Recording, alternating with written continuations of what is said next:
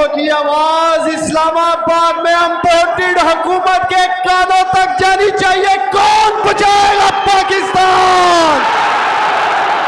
कौन बचाएगा पाकिस्तान? अनपोर्टेड हुकूमत इतनी बुखला गई है कि उसने लाहौर की सारी रोड्स पर कंटेनर्स खड़े करके इस जज्बे और जुनून को रोकने की कोशिश की है।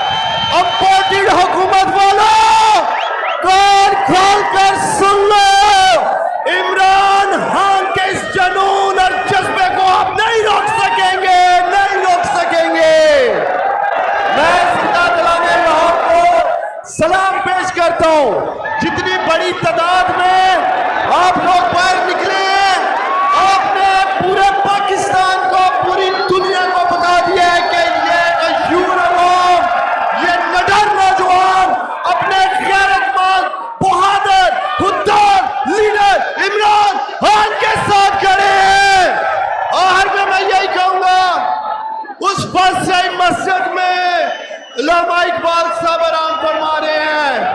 मेरा भी ताल्लुक सियालकोट से है, उलमा साहब का भी ताल्लुक सियालकोट से है, लेकिन मैं ये कहूंगा उलमा साहब, आज हम शर्मिंदा हैं क्योंकि पाकिस्तान